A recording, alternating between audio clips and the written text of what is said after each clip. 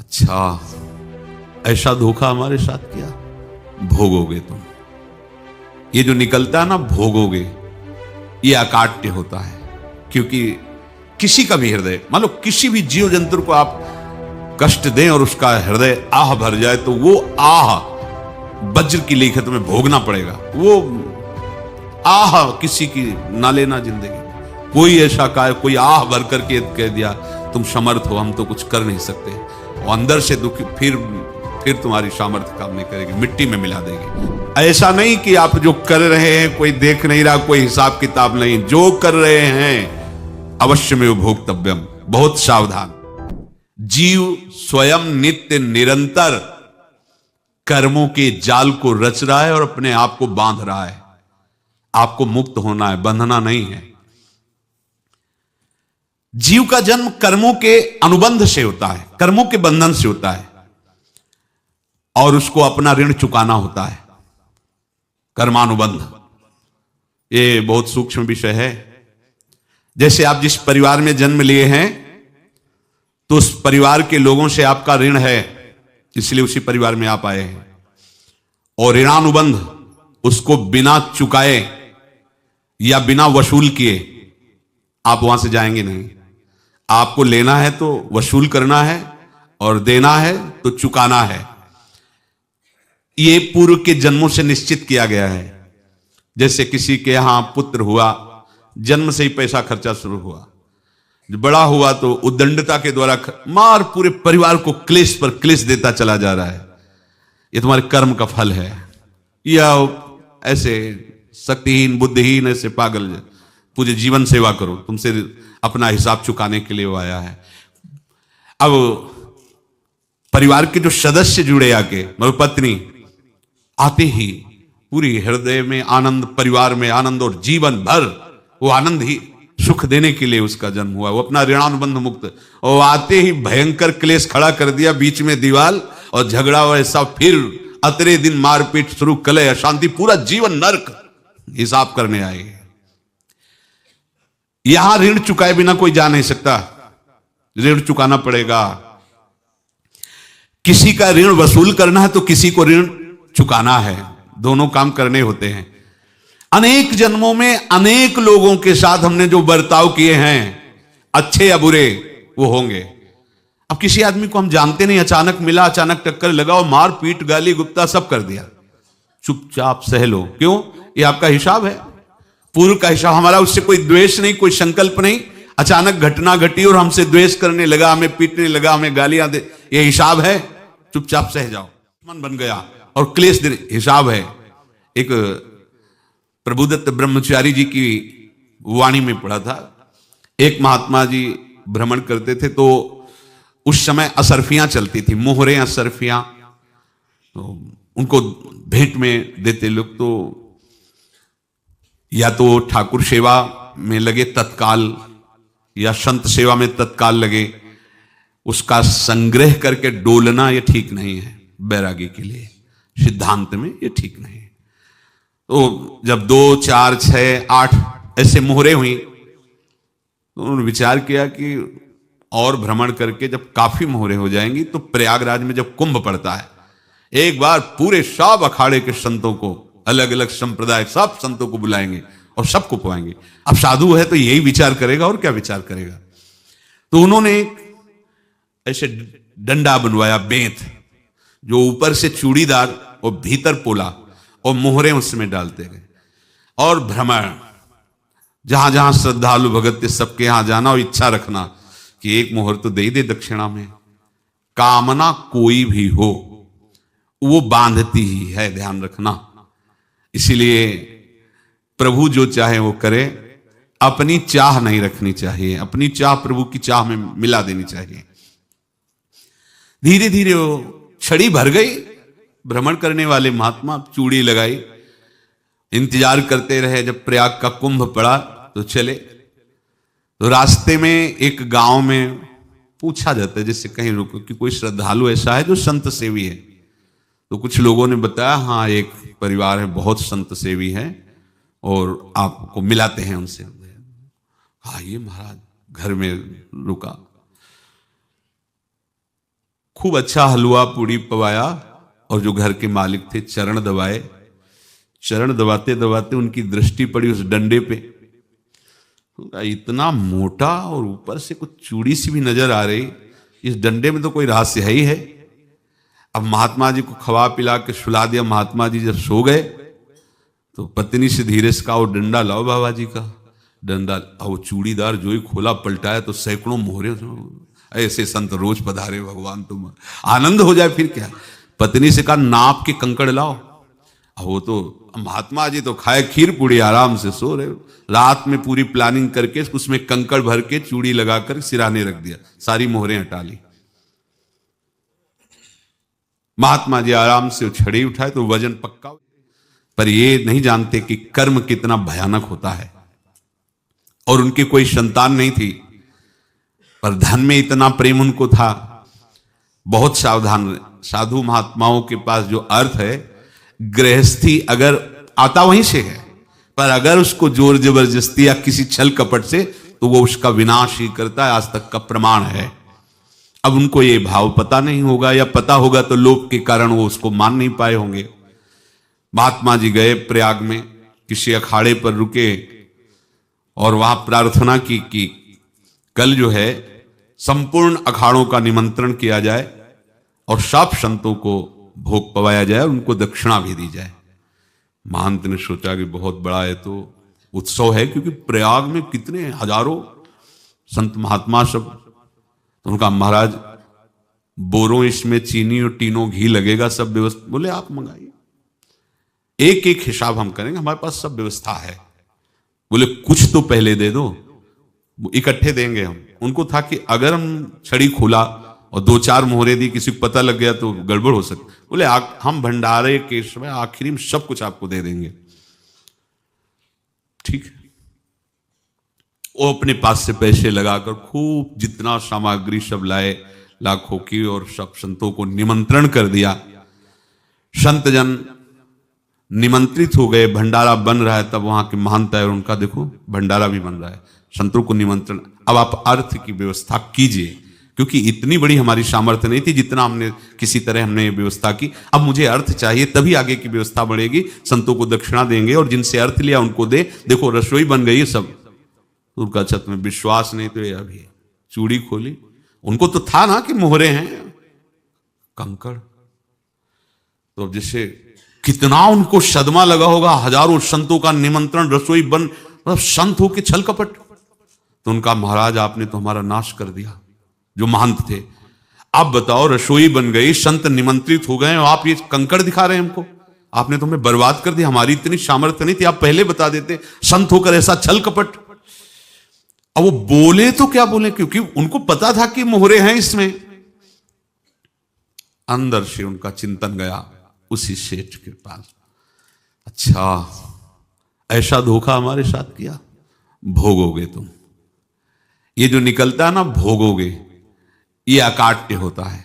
क्योंकि किसी का भी हृदय, मान लो किसी भी जीव जंतु को आप कष्ट दें और उसका हृदय आह भर जाए, तो वो आह वज्र की लेख है, तुम्हें भोगना पड़ेगा। वो देखो भीष्म जी को भोगना पड़ रहा है ना।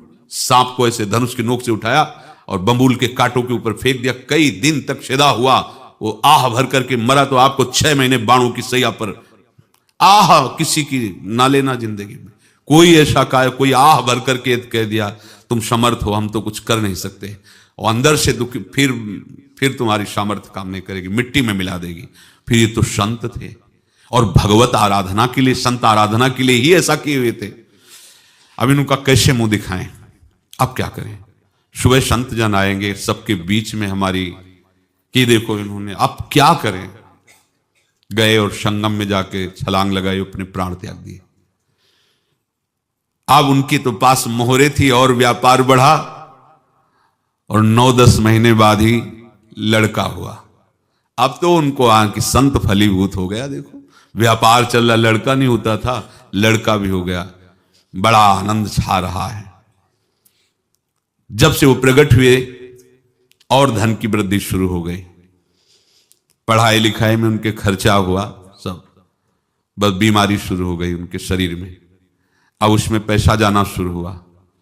इतने आसक्त वो दोनों हो गए कि व्यापार ठप, संपत्ति बेचना शुरू। तो उन्होंने कहा कि बेटा मैं क्या कर सकता हूं तुम्हारे लिए? बोले हमारी अंतिम इच्छा है प्रयाग चलो, और जितने प्रयाग में संत महात्मा सबको एक बार भंडारा करवाओ, हमारी इच्छा अंतिम है। क्योंकि अंतिम यही इच्छा थी। बोले अब ज्यादा संपत्ति तो नहीं रह गई। तो बोले घर बेच दो, मेरे लिए ही तो है, बेच दो। मुझे लगता मैं बचूंगा नहीं, पर मेरी अंतिम इच्छा पूर्ण कर दो। घर बेच दिया, जेवर बेच दी। वहां गए, जब संत सेवा की तो बोले मुझे संगम तक ले चलो।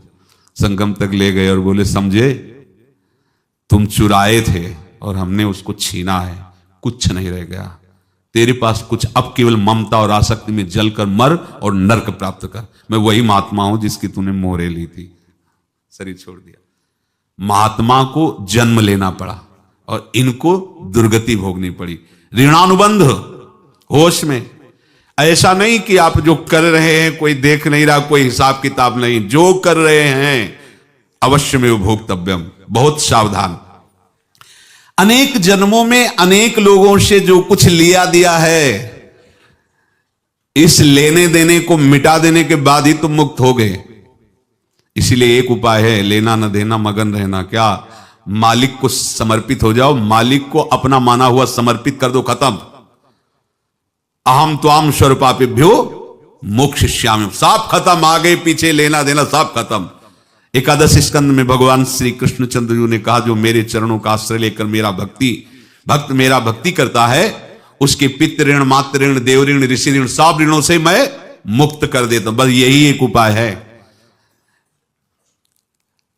जो इसके बंद करने का उपाय भक्तों के लिए है। वो यही है, भगवान की शरण में होकर अपना माना हुआ पूरा भगवान के अर्पित कर दो। अर्पित करने का तात्पर्य उसमें अहम हटा दो।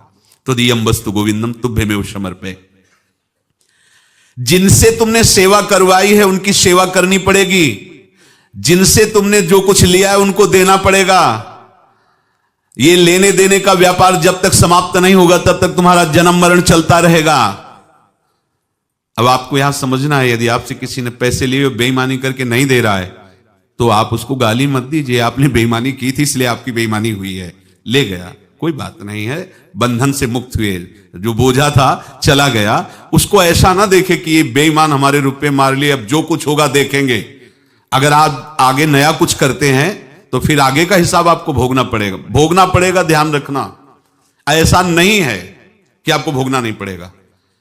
एक ही उपाय है कि आप जो शरीर धारण किए इसी में जो भोग ले, आगे ना होना चाहिए। तो क्या करे? सर्वतो भावेन भगवान की शरण ले ले। ये तो सर्वाणि कर्माणि मयि सन्न्यस्य मत्पराहा अनन्येनैव योगेन माम ध्यायन्तु उपासते तेषाम् अहं समुद्धर्ता मृत्यु संसार से। ये बड़ा कठिन है पार होना, कोई छोटी मोटी बात है।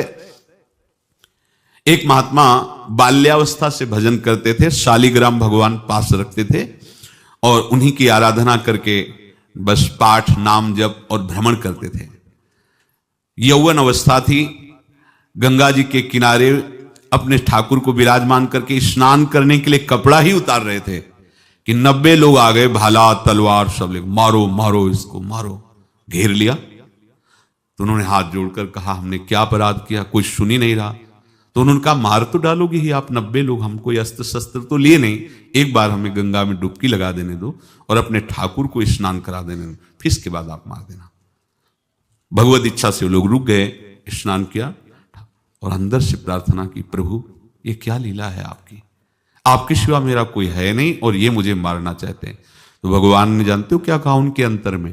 तुम मेरे में ध्यानस्थ हो करके शरीर को छोड़ो, ये लोग मारेंगे। ये मेरे भजन का फल है कि तुम्हें 90 जन्म नहीं लेना पड़ेगा। एक ही जन्म में 90 मिलके, तुमने 90 हिंसा की थी पूर्व में, तो तुम्हें और एक एक करके मारते। ये मेरे भजन का प्रताप है कि एक बार में ही 90 का हिसाब हो जाएगा। तुम आंख मूंदो, मेरे ध्यान में मगन रहो, मेरे प्रताप से तुम्हें कोई चोट नहीं होगी और स्वाभाविक मूर्छावस्था में प्राण तुम्हारे छूट जाए। ऐसा ही हुआ, ऐसा हुआ। तो ये बात समझ लो कि ये जो कर्मानुबंध है, ऋणानुबंध है। आप देखो, अगर शाप महात्माओं ने दिया कि तुम्हारे वंश का इससे विनाश होगा, तो भगवान भी परम धाम जा रहे तो उसी कील से, बाण की नोक में जो मछली लील गई थी, छोटा कण, उसी से की नोक बनाई और उसी नोक को प्रहार किया। भगवान के श्री चरण में वही बाण की नोक लगी और भगवान ने स्वीकार किया ना। भगवान का बड़ा लीला विचित्र है।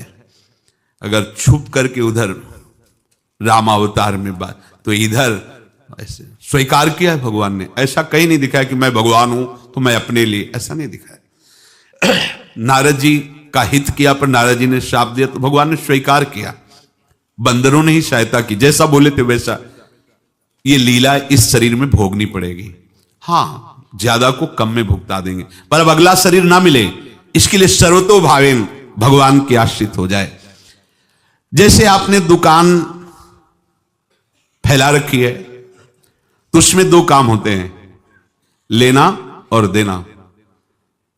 किसी को उधार दिया है तो हमें उससे लेना है, और कोई नगद देकर सामान ले रहा है तो उससे सामान देना है, या उधार लिया है तो हमें उधार देना है। अब अगर तो तुम्हें देने वालों पर जोर देना है, लेने वालों पर जोर नहीं। लेने वाला तो जाओ, हम क्षमा किया, समर्पित किया, हमारा कोई संबंध नहीं, खत्म हो जाए, वो खुशी हो जाएगा। लेकिन देने वाला, तुम अगर दुकान भी उठा दोगे तो जहां भी रहोगे तुम्हारे पास वो आएगा, लाइए हमारा। तो देने पर नजर रखिए, जिसका जिसका हिसाब है वो आपके सामने आता जाए, हटाते जाओ। लेने पर नजर मत रखिए और दुकान फौरन उठा दीजिए, नहीं, अगर लेते देते रहे तो चलता रहेगा। आगे चलकर कुछ लेना न देना, मगन रहना बस अपने प्रभु के चिंतन में। अब हम कैसे जाने कि किसको क्या देना है, हमें क्या पता? तो हम पूरा हिसाब जिनको पता है उनको दे देते हैं, समझ रहे हो? उनको पता है क्या लेना है क्या देना है, तो इनके पास पहुंच गया, या सरकारी हिसाब से सब बराबर कर देंगे। हमको अपनी जिम्मेवारी इनकी चरणों में समर्पित कर देना है, तभी हम जीवन मुक्त होंगे। ये रहस्य की बात है। प्रभु कह रहे हैं, यस्य सर्वे समारंभा काम संकल्प वर्जिताः ज्ञानाग्नि दग्ध कर्माणं तमाहु पंडितम बुधाः। जिसके संपूर्ण कर्मों के आरंभ संकल्प और कामना से रहित हैं, तथा जिसके संपूर्ण कर्म ज्ञान रूपी अग्नि से जल गए हैं, उसको ज्ञानी जन भी पंडित कहते हैं, बुद्धिमान कहते हैं। पूज्य श्री भाई जी महाराज कह रहे हैं, जैसे वहां ज्ञानाग्नि से दग्ध कह रहे हैं, तो अपने वृंदावन वासियों का प्रेमाग्नि से सब कर्म संस्कार दग्ध में भगवत प्रेम का प्रादुर्भाव होगा तो लेश मात्र कभी तुम्हें दुख नहीं भोगना पड़ेगा। प्रेम का प्रादुर्भाव होते ही दुख का नाश हो जाता है, महासुख। जब प्रेम का प्रादुर्भाव होगा तो समस्त पाप भस्म हो जाते हैं, अशांति नष्ट हो जाती है, संसार ज्वाला स्पर्श भी नहीं कर सकती है। जब भगवत प्रेम का प्रादुर्भाव होता है तो हो सकता है उस उपासक के जीवन में दुखों का पहाड़ टूट पड़े, परिवार खिलाफ, शरीर रोगी, अव्यवस्था, बहुत बहुत कुछ, सब कुछ। कह रहे हैं इतना सब होने पर भी उसके हृदय में कोई भी दुख नहीं होता। ये ऐसा सामर्थ्यशाली भगवान के चरणारविंद का जिसके हृदय में प्रेम है, भारी से भारी दुख भी उनको विचलित नहीं कर सकता।